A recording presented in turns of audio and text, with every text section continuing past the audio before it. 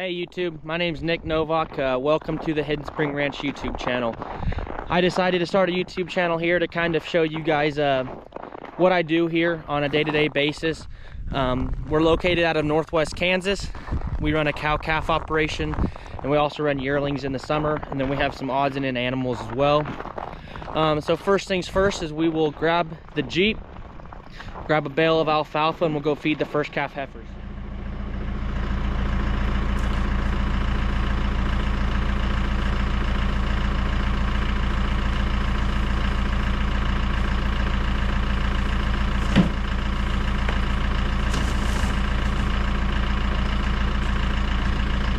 So these first calf heifers, we feed them two 65-pound bales of alfalfa every day, just because it's been so cold here. I'll talk about that when we get out to them.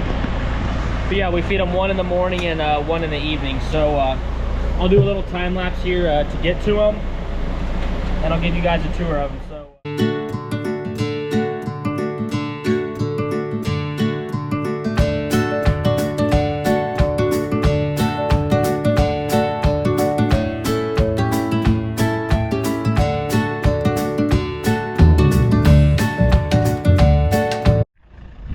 So we just got these girls fed. I'll give you guys a little walk through these. We bought them probably 6 or 7 months ago. We calved them out of the 10 Red Angus bred heifers we bought. 9 of them ended up having a calf. One of them sloughed her calf. Number 26 here. Sometime, we never found it, so I'm not sure when, but she didn't end up having one. The very first cow that calved ended up prolapsing, so that was an experience. She was actually the very first cow to calve on our ranch, so kind of a memorable experience, to say the least. Here's that cow actually right here. She ended up living 1553. And then 17 right here, she had a big bull calf, and we ended up having to pull that one. So that's what we did. The other 7, no problems at all. All the cows accepted their calves, and so we were very happy about that. This Hereford right here is one of the cows I bought last year that I flipped. I bought 12 of them, and she was so tame that we ended up just keeping her because, I mean, you can pet her. She doesn't really mind. So it's pretty cool to have a cow like that. See if I can find my very first cow. So this is kind of it was pretty cool. When I first got into the cow business 3 years ago, I told myself I'm gonna keep my very first heifer calf. And 3 years ago when I did that, I said whenever I buy a ranch, I want her to be one of the first cows to come on it. And this is her right here.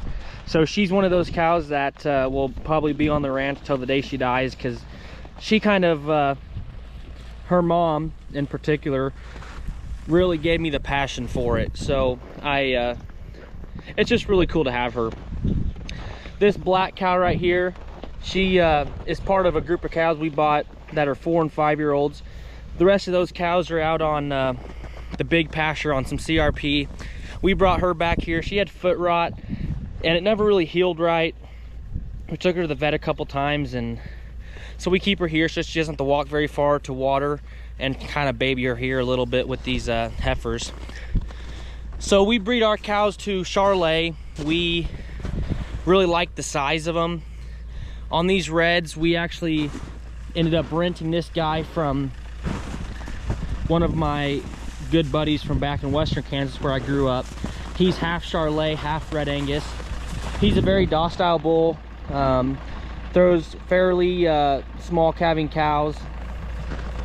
They're calving cows right now in January from him from last year, and they've had no problems. They've had, I think, 15 so far. So yeah, it's a really nice set of cows. They milk pretty good. I'm looking forward to see how big they get in the next year when they get, you know, a little bit bigger and grow in size. But these calves have really impressed us so far. They're really tame. you know, with us feeding these small square alfalfa bales every day, they get really tame around us. So that's one thing I like, is being able to bring the daughter out here and her to be able to just run around and let these calves kind of almost come up and feed them by hand. So the next thing we're gonna do is break a little bit of ice. It's been cold here. We got 8 inches of snow, 8 to 10 inches of snow, and it was blowing 40 mile an hour. Probably close to a week ago. So it's been miserable, to say the least. We haven't lost any cows or calves, so I'm not complaining about that. And it's also been negative. I think yesterday was the first time it got above 0. It's been negative 24, negative 25 wind chill. So that has not been very fun, to say the least. But yeah, we'll break some ice here, and then we'll run to the big pasture, check on those 4 and 5 year olds, see how their hay wagon is, see if we need to refill that today, and turn water on for them. So catch up with you when we break some ice.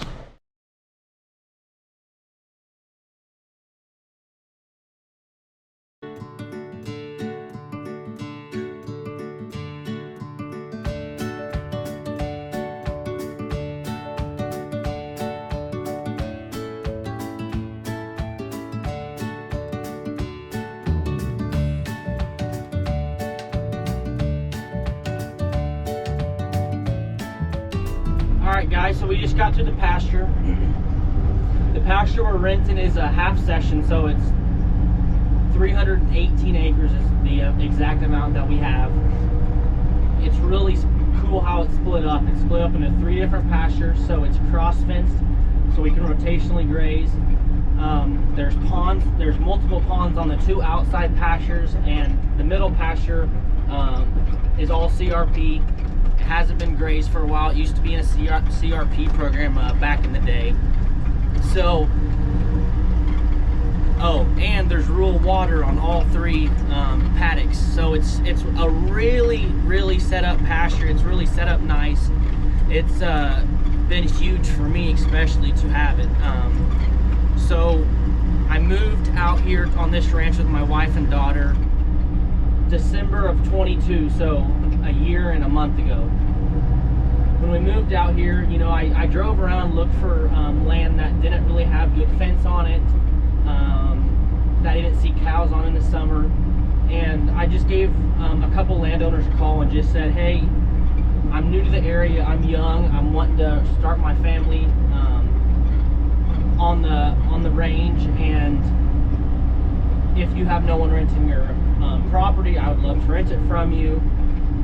And I met a really nice older lady. She gave me the opportunity to rent her pasture for a couple years, and it's just really cool how she was willing to give me the opportunity. You know, I'm 24, I was 23 at the time. That's a lot of ground for a guy my age, and I sure am blessing God every day for that. But it's just cool how, you know, that older generation, they want to see us young people succeed, and you know, being able to get this opportunity has really blessed me and my family's life. So what we did was, the CRP that's out there, it's 3 foot tall, so it's super tall, really good cover. There's a lot of cedar trees spread out, so there's a lot of cover for snow and stuff like that for the cows. So our older cows that are 4 and 5, we decided to put them and their calves out there because there's rural water, there's good cover.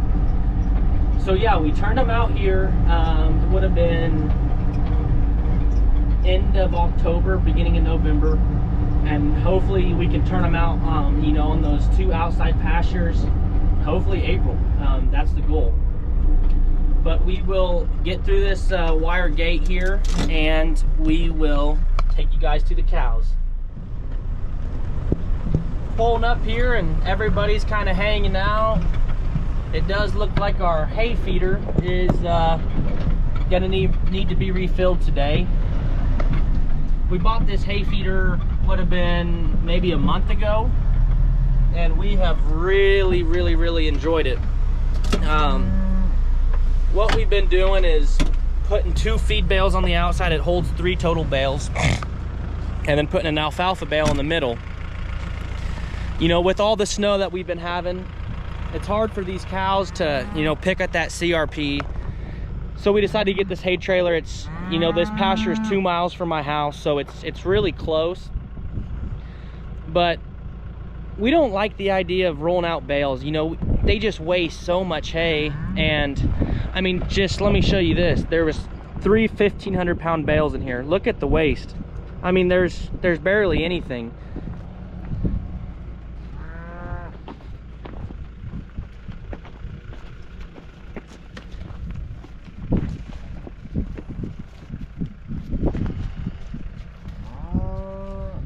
So we're really thankful for this little hay feeder. Here's a really thick little heifer calf. They're growing. They were all born, would have been October, November, and then a few in December, a few stragglers. These cows were all bred back black when we bought them. The guy said, yeah, you should have no problems. They're really sound cows, and they are. They're super nice cows. But the very first 2 calves to pop out were Charolais, so the neighbor's bull must have got in. We thought that was pretty funny.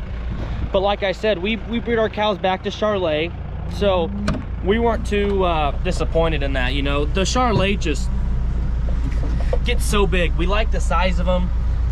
They get a lot of frame on them, and in the commercial business, yes, black does sell better, but Charolais just get so big, and so that's what we do here. We like the Charolais bulls.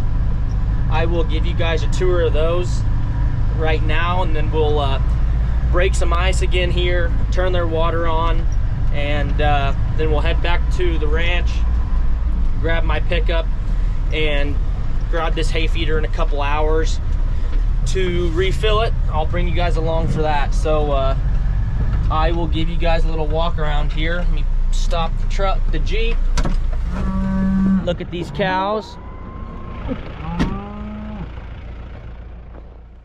So here's a 4-year-old. He's full Charolais. We're renting him from one of my good buddies in Western Kansas too. There's that Charolais calf, and then there's that other one back down that way.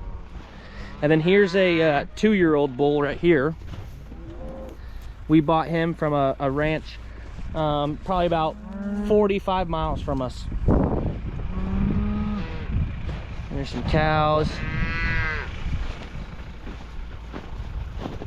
And like I said, there's 37 cows here.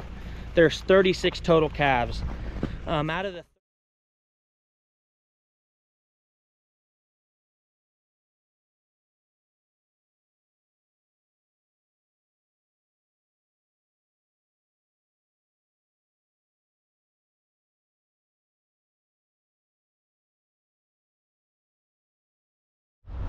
Okay, so I just pulled back up to the ranch, and I forgot that there's a big snow drift right to the entrance of our house, and I'm sure the mail lady and my wife's car can't even get out. So before we go in and eat, I will hop in the Bobcat here, and we will push a little snow out of the way so it's done. So I will those time lapses work pretty good, so I'll just put one of those in there for you and show you me moving a little bit of snow.